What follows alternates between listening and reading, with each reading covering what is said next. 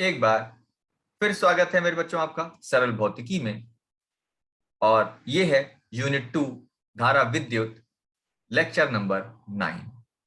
और इस lecture number 9 का टॉपिक है व्हीट स्टोन सेतु। आइए शुरू करते हैं बच्चों। सबसे पहले हम सीखेंगे कि व्हीट स्टोन सेतु,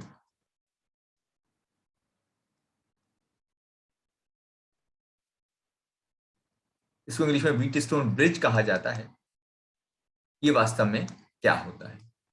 व्हीट स्टोन सेतु को अगर समझा जाए मेरे बच्चों, तो व्हीट स्टोन सेतु यदि चार प्रतिरोध एक चतुर्भुज के भुजाओं के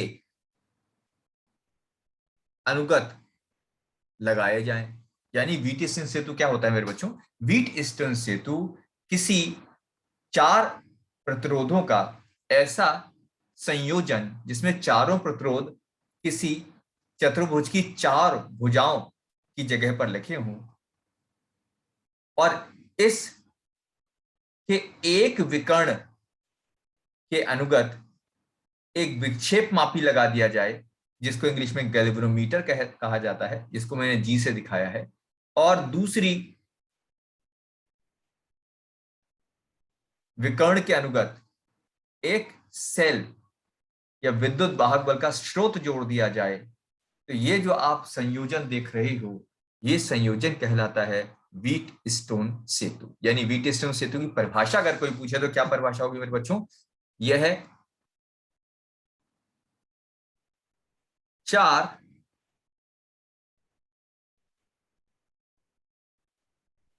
प्रतिरोधों का ऐसा संयोजन है जिसमें चारों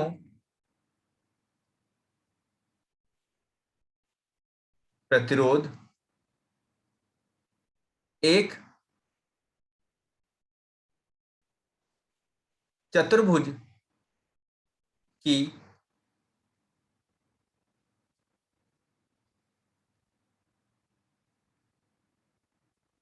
चारों भुजाओं के अनुगत व्यवस्थित होते हैं तथा चतुर्भुज के एक विकर्ण चतुर्भुज के बच्चों एक विकर्ण के अनुगत एक विक्षेप मापी, जिसे इंग्लिश में गैल्वेनोमीटर कहा जाता है, तथा दूसरे विकर्ण के अनुगत एक सेल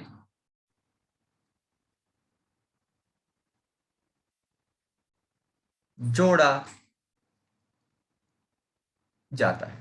तो ये बच्चों क्या हो गया, ये हो गया व्हीट स्टोन सेतु। ठीक बच्चों, यहां पर समझने वाली बात यह है मेरे बच्चों कि यहां जो आप P देख रहे हो और Q देख रहे हो, ये सारे प्रतिरोध हैं। चार प्रतिरोध कौन कौन से हो गए मेरे बच्चों।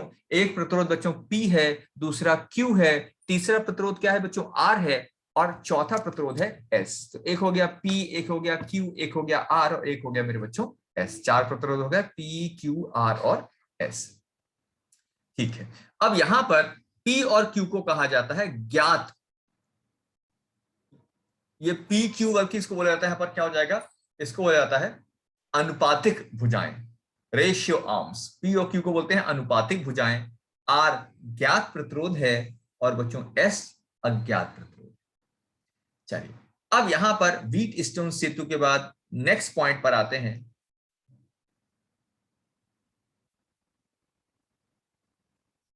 व्हीट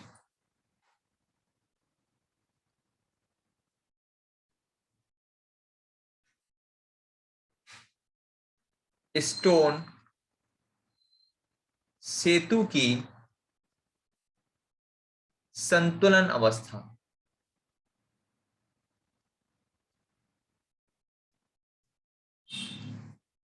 व्हीट स्टोन सेतु की संतुलन अवस्था। अभी संतुलन अवस्था क्या है फिर समझते हैं। देखो ये मान लेते हैं, ये अपने पास P हो गया, Q R S,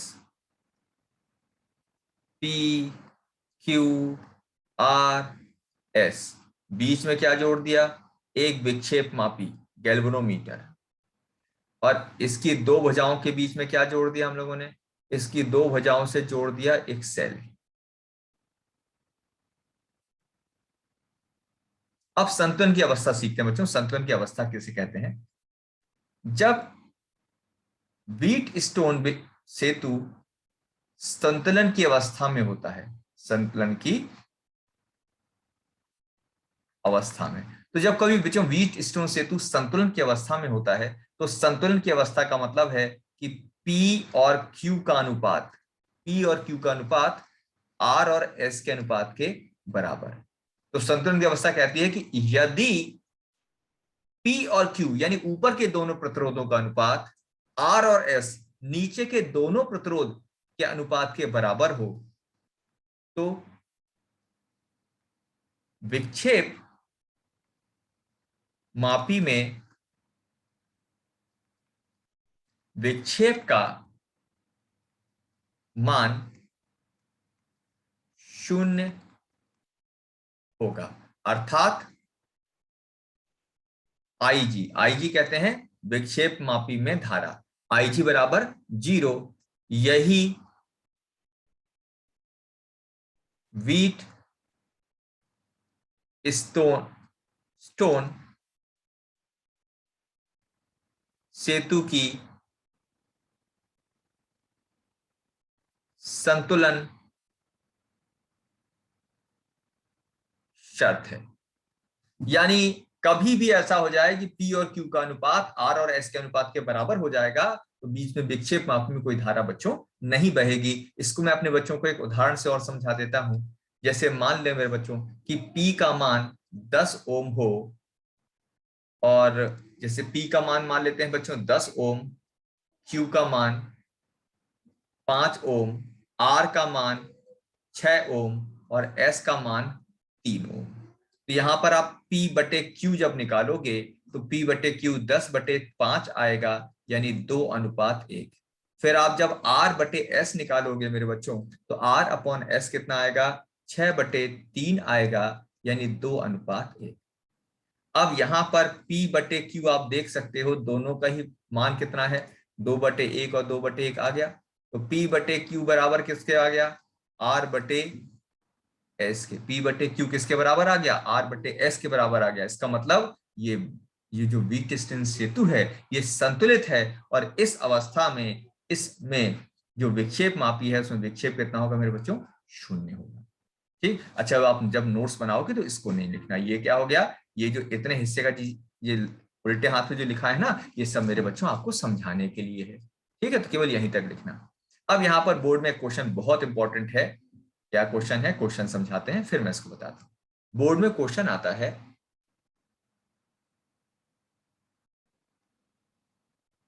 किरचॉफ के नियम की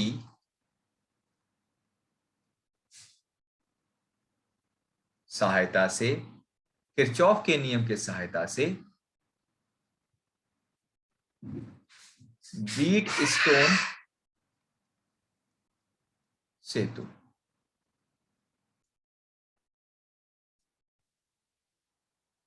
किरचॉफ के नियम से की सहायता से व्हीट स्टोन सेतु की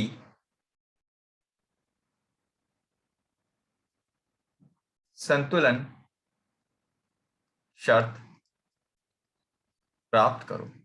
यानी क्वेश्चन क्या होता है कि आपको किरचॉफ के नियम का उपयोग करते हुए बच्चों क्या करना होगा, व्हीट स्टोन सेतु की संतुलन शर्त को प्राप्त करना है। ठीक है, देखो कैसे करेंगे। तो उसके लिए क्या करेंगे, हम सबसे पहले व्हीट स्टोन सेतु बना,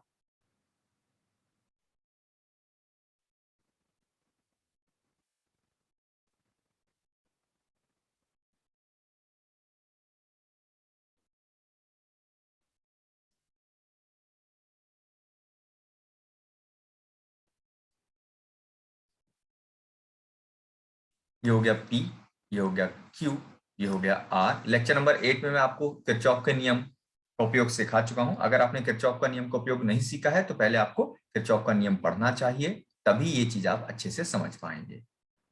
ये विक्षेप मापी,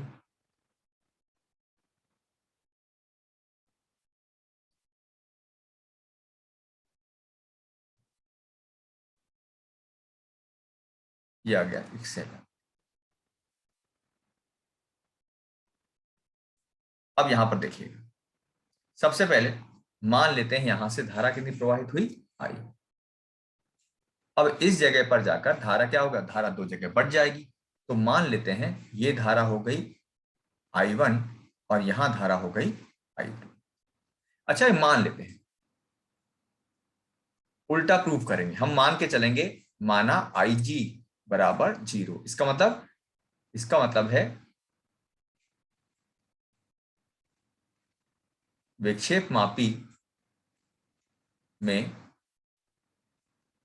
धारा का मान शून्य है। ये मान के चलेंगे कि विक्षेप मापी में धारा नहीं बह रही है। अच्छा, जब विक्षेप मापी में धारा नहीं बह रही है तो यहां तक आएगा, देखो I1, लेकिन विक्षेप मापी में धारा नहीं जाएगी, तो पूरी की पूरी धारा चली जाएगी आगे की तरफ। ऐसे ही आ गया I2,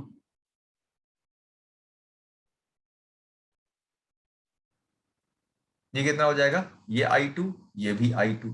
I1 और I2 दोनों धारा मिलकर यहां कितनी धारा हो जाएंगी, धारा हो जाएगी I। ठीक है, चलो अब यहां पर इनके नाम रख देते हैं। जैसे इसका नाम रख देते हैं A, B, C और D। अब लगाएंगे हम किरचॉफ का नियम। तो बंद पाश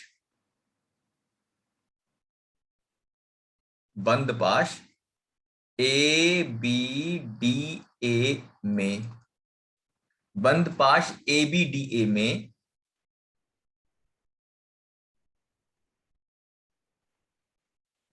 किरचॉफ का बंद पाश का नियम लगाने पर, जैसे अब फिर मैं कहूंगा आपसे, अगर आपने किरचॉफ का नियम नहीं सीखा है तो लेक्चर नंबर 8 को ओपन करके पहले किरचॉफ लॉ का नियम सीख लीजिएगा। तो बंद पाश ABDA में बंद पाश का नियम लगा दो। तो बंद पाश का नियम लगाने पर क्या हो जाएगा, ये अपने पास कितना आ जाएगा बच्चों, A से B। चलो तो A से B क्या मिलेगा, E से B तक धारा है I1 और प्रतिरोध है P, और हम धारा के की दिशा में ही चल रहे हैं। हम कहा चल रहे हैं, A से B, मतलब धारा की दिशा में चल रहे हैं। तो ये आ जाएगा PI1। अच्छा, फिर हम चले B से D, एक से B के बाद चलना पड़ेगा B से D। तो B से D चलोगे तो B से D वास्तव में क्या है, देखो B से D कोई भी, ना तो सेल है ना कोई प्रतिरोध है, कुछ भी नहीं लिखेंगे। फिर चलो D से A। बच्चों जब तुम D से A चलोगे तो देखने वाली बात क्या है, देखो D से A की तरफ चलने पर क्या होगा, D से A की तरफ चलने पर आप धारा के विपरीत दिशा में चल रहे हैं। आप धारा के कैसे हो बच्चों, विपरीत दिशा में हो। तो इसको क्या लिखा जाएगा, माइनस का RI2 बराबर 0। फिर समझना, जब आप A से B जाते हो तो आप धारा की दिशा में जा रहे हो, इसलिए प्रतिरोध और धारा का गुणनफल धनात्मक है।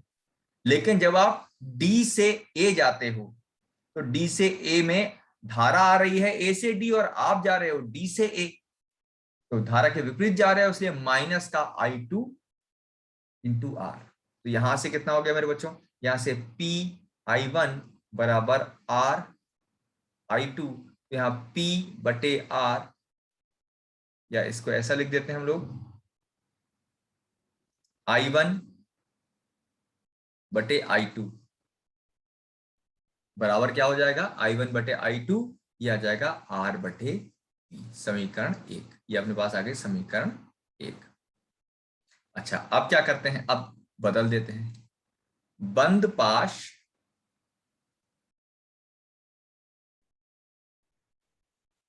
BCDB में, बंद पाश BCDB में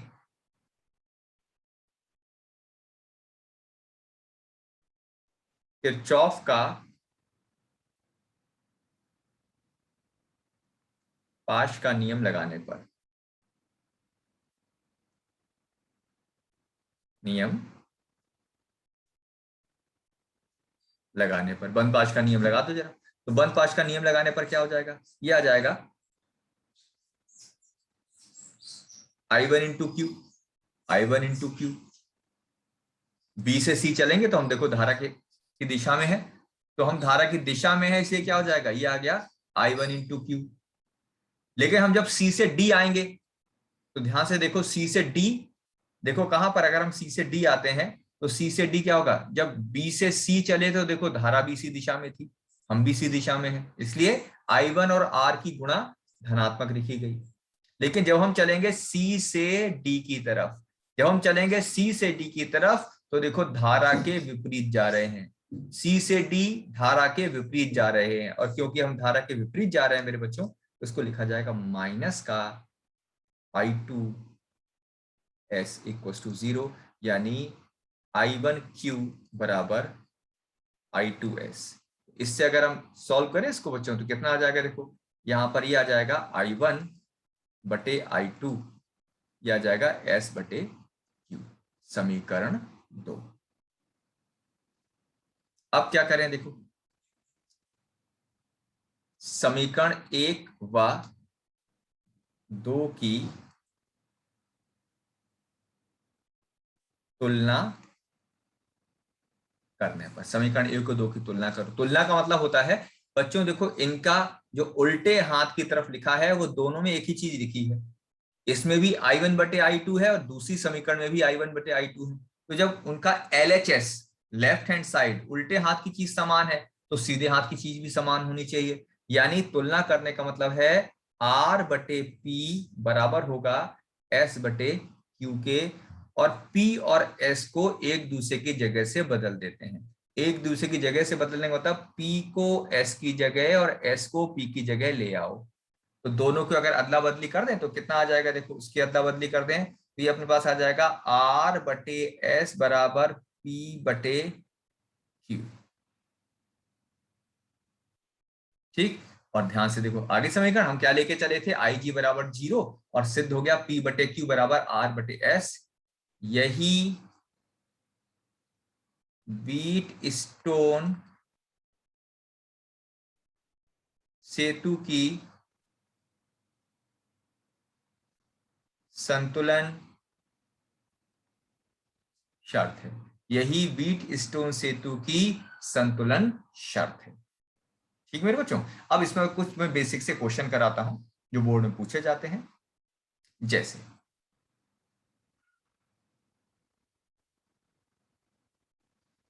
बड़े सिंपल से क्वेश्चन कराऊंगा मेरे बच्चों।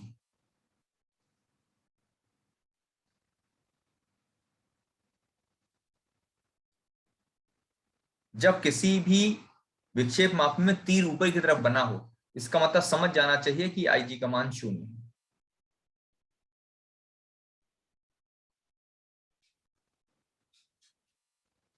अब मान लीजिए इसका मान है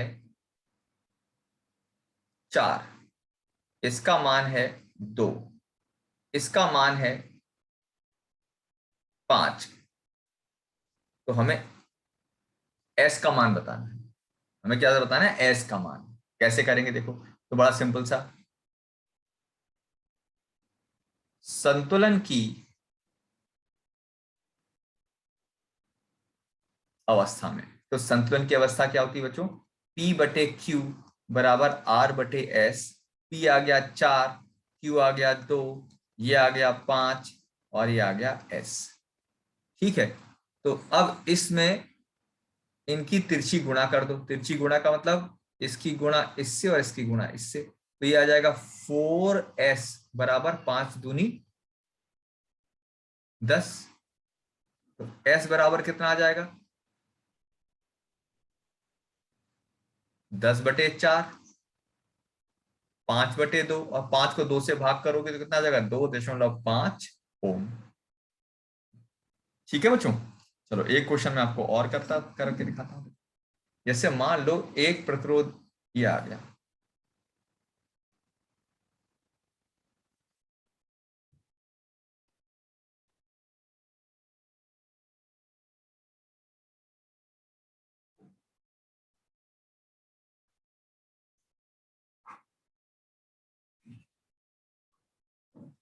और मान क्या क्या मान लें, जैसे मान लेते हैं ये हो गया अपने पास 8 ओम, ये x मान लो, अब पता नहीं x क्या है ना।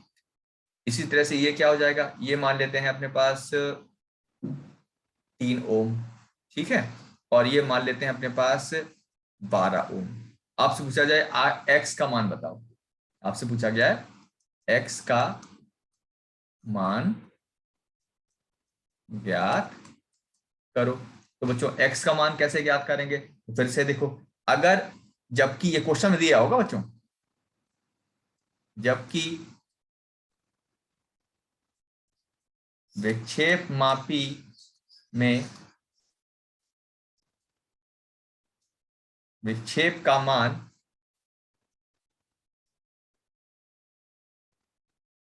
शून्य है, जबकि विक्षेप मापी में विक्षेप का मान कितना है बच्चों, शून्य है, तो कितना आ जाएगा देखो।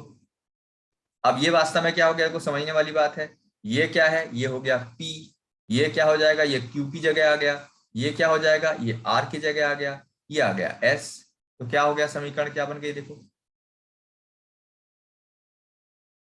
P बटे Q बराबर R बटे S। P कितना 8, Q कितना X, R कितना 3, S कितना 12।